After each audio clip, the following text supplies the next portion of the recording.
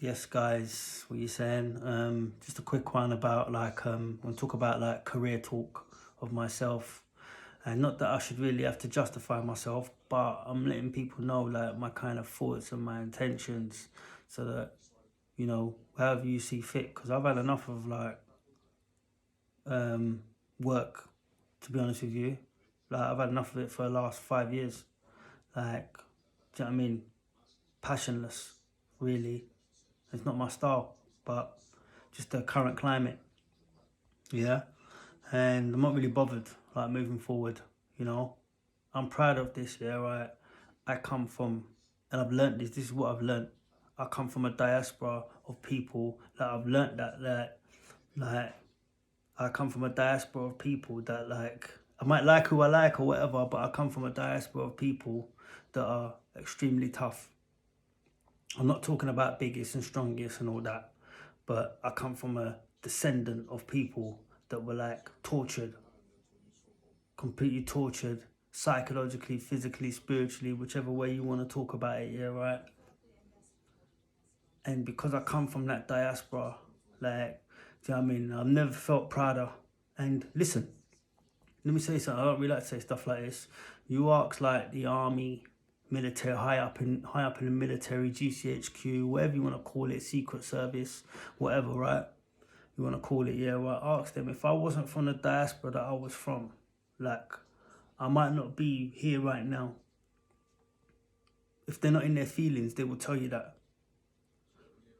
Yeah, like the average dude can't really take some of the things, some of the sort of covert stuff I've been through, you know? Like, but because I'm from a diaspora, and I'm not even the strongest one, there's much bigger, stronger, tougher guys than me, psychologically, physically, everything, right? But I come from a.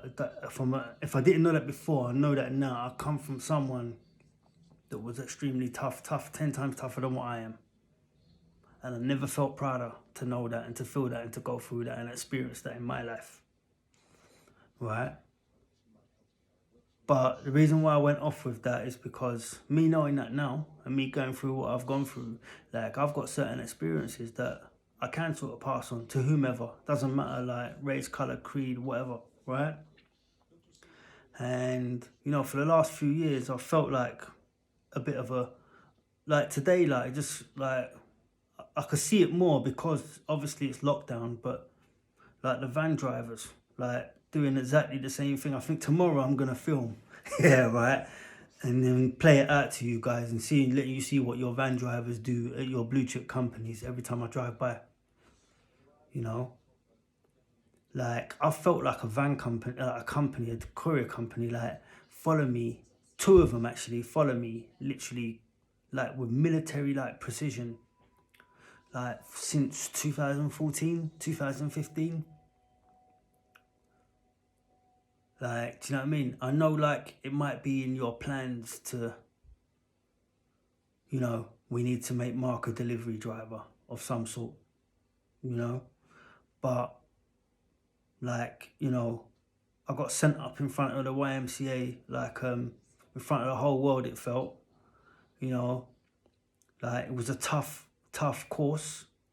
If I didn't go training every day for, like, 2 years, I think it was, doing boxing, whatever, and got my own little individual experiences and lived that long in life, like I left there feeling, just so you know, like, they were tough on me. Like I left there feeling totally unconfident in my ability to be like a personal trainer or whatever. I've totally torn to shreds. No, very, very tough. I didn't enjoy it at all. But I still got gained experience. Yeah. And I'm proud, obviously, to have a level 3 in personal training and whatever, you know. But I was thinking, if you've given it to me, it's for me to obviously use, right?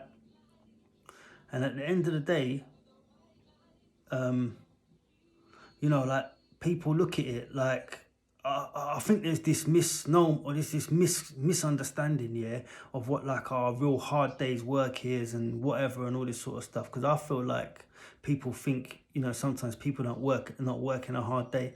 I can tell you this for now, for certain, right? Like I felt more tired, more jaded, more. depressed, more anything, more everything, driving around in a cab than I have in any other of the jobs that you put me through. Yeah, like it's the toughest, most hardest, demanding job I've ever done in different ways, especially psychologically. Like I always come in, I'm always tired, shattered. Like, do you know what I mean? Because the concentration that you need to have. So if you're worried about hard work, like I'm already working hard. Trust me. Yeah. And most drivers will tell you that. Especially like around London, you've got to be on point, and especially with people scooting out in and everywhere, it's even hyped up more with me, you know. But like I've like I was ran into that, I believe. Like now it's seeming so that I could like obviously fail or something like that, or I'm still here doing it, and it wasn't expected to be that long, but it was just like to set up to make me fail or something like that. I don't know, but I'm carrying through with it. I'm trying my best with it. But like, you know, like I'm looking at myself from the outside and I'm thinking to myself, rah, you know what, like you've got experience, like there's plenty of people that would need like personal training, like boxing personal training. Do you know how many people like need that? Do you know how many like people like are sitting there depressed, like a trainer coming to their home or coming to the gym and training? Do you know how much it means to them? Like, do you know like how many people you can make feel good by training them? How many people like you can improve their quality of life from training, put them on a new path?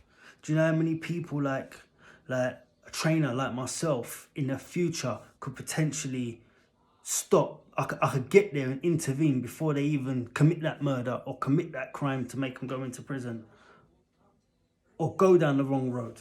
If I meet them before they do anything bad, like there's so many avenues you can go down with it. Yeah, right. It's not a joke thing. Like you guys, I think you guys feel like it. To be honest with you, like I remember I ran like 6 miles, 7 miles, like one day, and the week before I ran about another 6, 7, 8, 9, 10 miles, whatever it was. Yeah, and then the day after I went and trained the kids with a boxing in West London. Yeah, right. And I felt more drained, more tired, more stressed, more everything, training the kids and whatever else than I did running like 8 or 9, 10 miles. So it's a big misconception that like, oh, like a heart surgeon or a dentist or whoever, like it's all a man's job. It's all man's work. Every job is difficult. Every job is hard. Every job is very, very testing. Now, at the end of the day, like um, personal training is something I'm kind of like apprehensive and scared of. Like it's a very, very harbour sharkish competitive market. It can be seen as a luxury, even though it's something that's completely needed. Yeah. It's not fun and games with me all the time. Yes, there's a fun element to it, but there's a serious side to it, and I take it extremely serious when I've got someone if and when I've got something in front of me, someone in front of me. If I can't reiterate enough, because a lot of people they look at personal training and think, oh, you know what, I do it myself or whatever, or that's a joke thing, I won't pay for. You don't know, like, yeah, what that can do when you get one-on-one training from someone, how it can improve you, no end. It's not a joke, like, do you know what I mean? It's like the difference between someone telling you to like have, I know you eat McDonald's the whole of your life, then all of a sudden a nutritionist comes in and tells you to eat this and that. You'll see a year later that your skin looks different, like everything's going on better. But yeah, I can't reiterate enough, man. Like, I don't know what it is, whether people are thinking, right, you know what, this guy's going to train people, and you know what, there's going to be 60, 70 people a day that are going to be saying good things about him. You know what, I don't want to see that. That's how I feel sometimes.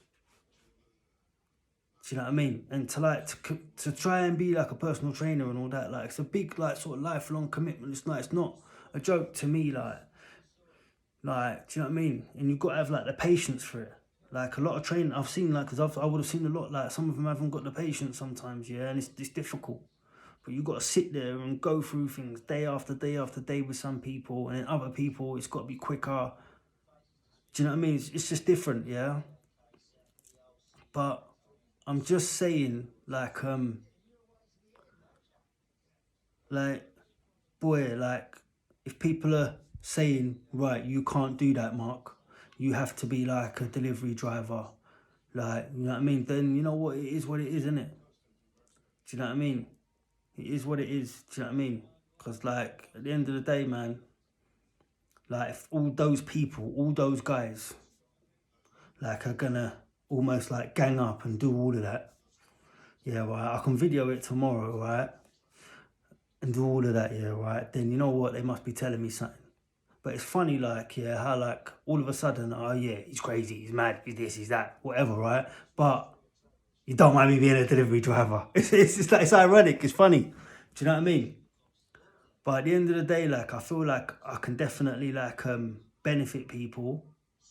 I definitely feel like it's something I can give back to. I can give back with, yeah, paid and unpaid, yeah, right? And I think it, whether I like it or not, it kind of suits me. It's something I probably feel like I can take to quite naturally. But at the end of the day, man, if people are saying like it's something we don't want you to do, or you ain't gonna be able to work in a gym or whatever it is, then do you know what? So be it, you know. But at the end of the day, man, there's a lot of like, no, I'm gonna say it, man. Like, there's a lot of like, especially on the black side, there's a lot of wasted like talent, myself probably included, yeah, right. And I'm about like bringing out that talent or nurturing that talent, like, or yeah, making sure it doesn't go to waste, like I've done in many ways, yeah. And there's a lot more like sort of nasty characters and people like that. They're allowed to just walk in a boxing gym and just throw on gloves, and they ain't even got half of what I've got, apart from their whatever their reputation or whatever on the road or whatever, and they can walk in and do what they're doing. I can't. Do you know what I mean? Like, at the end of the day, like, I'm not playing games. I'm trying to get on this personal training thing. Also, as well, like, you know, like, you never know. A lot of people want to get out of England. Like, if I move out of England, like, obviously, like, what's it probably going to be? Probably might be like a trainer of some sort, you know, or whatever, you know. But I'm thinking like to myself, rah. Like, sometimes I'm thinking, oh, you know what, Mark? You could be a teacher. Who knows, right? But then I'm thinking like, rah, 3-4 years, I've got to be like studying, and I'm getting van drivers like ganging up and doing all of that. Do you know what I mean? Now, this is like the promise that I made to myself the other day. Like, it's like I was looking, right, you know what, you could do a sort of long haul driving job. You know what, you get your 50 grand, you go on holiday twice a year. You know what, you got your 4 days on, 4 days off, right? And I thought to myself, you know what, okay. And then I was like, you know what, in that time I could have taught 15 black kids how to box, or 15 kids, whoever, how to box. Like,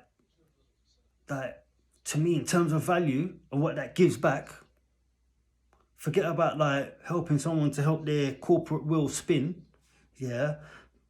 I'm thinking about like, well, I could teach 15 kids, I could prevent 15 kids in that time from doing something that they shouldn't do. Or like, I could help somebody lose weight in that time, or help somebody compete in that time. That's just how I was thinking. Nothing to do with money, even if I made half. Obviously, you want to make P, right? Yeah, but do you get what I'm saying? Like, it's just like a natural sort of commitment. And I'm sorry, like, people that train, like, whether it's a personal trainer in the gym, whether it's a PE teacher or whatever, man, these people are worth their weight in gold. Do you know, like, what they do for people psychologically, myself included? Do you know? Like, these guys, like, they have to be like, not only do they have to be versed in physical training and whatever else, but there's the psychological side of it. Like they've all probably got degrees in psychology without actually getting the accreditation. especially in boxing. Do you know, boxing coaches have to, it's part of it, they don't say it, but it's part of the job. Like, they are psychologists. Like, deep psychologists. Yeah.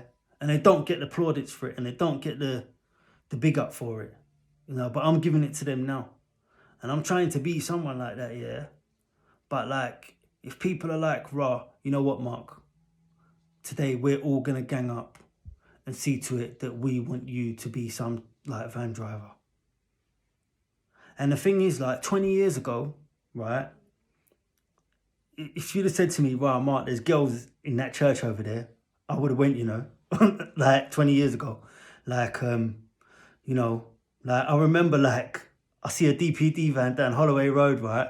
And I see the chungest, do you still use that word? Right? I see the chungest girl, right? Yeah, with a box, yeah, cardboard walking past DPD, right? On Holloway Road, so you might remember yourself, I don't know, right? Quite a couple months ago. And she was so fit. I was like, I'm ringing DPD right now. I'm ringing DPD right now. Yeah, right. Right now, no messing around. When I see her, I was like, Jesus, right? But I'm thinking, that's no reason to choose an occupation. That's quite shallow. Very shallow. Because, you know, at the end of the day, like, you know, obviously, oh yeah, you know, you're delivering that to 100 people, you get all these connections. But I don't think they're really connections, to be fair. But, you know, you can get a connection, you know, I can trip over, fall over a box, cut my arm, I look up, I see some girl, she bandages me, I get talking, and I'm like, do you know what, you're the same complexion as me, yeah, but like, you're a little bit, like you're a bit like coolish, I don't know, like, you got something in you. Right, yeah, right. And she goes, yeah, you know what, like, yeah, like my dad's like half Vietnamese and Jamaican, and my mum's half Romanian and half Somalian. So you know what, like I got like this little mix about me, and I got like a little African in me as well. Like, how did you see it? And I just say to her, well, you know, game recognizes game. And then she goes, you know what? I knew you was a dickhead from the start. You know what I mean? And she's like, you're a fool. And we start getting, yeah, okay, that can happen. And I ask her what's her name. She goes, yeah, you know what? My name's Karuchi Chan, you know? Yeah, like this guy, Chris in America, like, he weren't looking after me. So you know what? Yeah, I'm here with you. Yeah, okay, fair enough, right. But that's no reason to, like, for me, something's going to happen, it happens. I'd rather be doing a job that I feel like I've been chosen for, or God is kind of choosing me for. And I feel like I'm being chosen more for like sort of training and empowering people and speaking to people through training and stuff like that. And that is quite important. That is very, very, very important. Like, throughout all your workplaces, I can guarantee you, out of your 100 guys delivering in your vans, there's 15 of them that would desperately need and desperately be happy to have someone personally training for an hour. Guarantee you. And they're struggling with their mental health, whatever. And I could help all of them and boost their performance. But it's unseen. It's unseen work. It's unseen work. You know? So, like, at the end of the day, man, like, I've had enough. Like, people say, this is the job you need to do. I feel like, say, right, that's what I'm going to do. Yeah. And it's going to feel like a bit forced. You know? But at the end of the day, man, like I say, man, I come from a diaspora of men and women that could cut sugarcane till they were 100-year-old. Right? So at the end of the day, people, that's how I feel. Like, yeah. So at the end of the day, if I got to do something different, I'll do something different. But I just feel like I can give back. And, oh yeah, let me talk selfishly, right? I can show my best qualities through like training people, personal training, boxing and things like that. And motivationally speaking to people one-to-one or maybe in small groups, etc., etc. Yeah. And also the experience that I've gone through, some of the experiences that I've got, some of the stories or whatever that I don't even know about, that have been told about myself that could be great or seen as great. For me to just go and put that away and not pass it on to people that may well need to hear it or need to see it, or take it from someone that they can believe and see the living proof, like, I feel that's selfish. And I feel that's not right. But again, man, you know what? Power is in the people at the end of the day. As long as it doesn't bring sort of harm, or it's something that I really, really am vehemently against, right? I try to do it for the people, man. I try to do it. You know what I mean? I try to do it. If it's something, as long as it doesn't go against me or any of my people or whatever, I try to do it. I try to, like, definitely,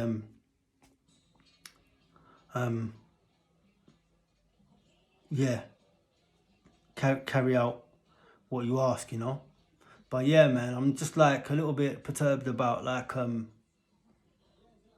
just like gangs of men, basically, like, like waiting like hyenas around a lion, like to like show that you're gonna all do the same move or whatever. Like, and I'm thinking to myself, like, you see me, like, whether I'm a dustbinman, whether I'm a builder, whether I'm whatever, yeah, I'm proud of my job. There's no way I'm going out of my way to sell a job to a man that I'm proud of what I'm doing.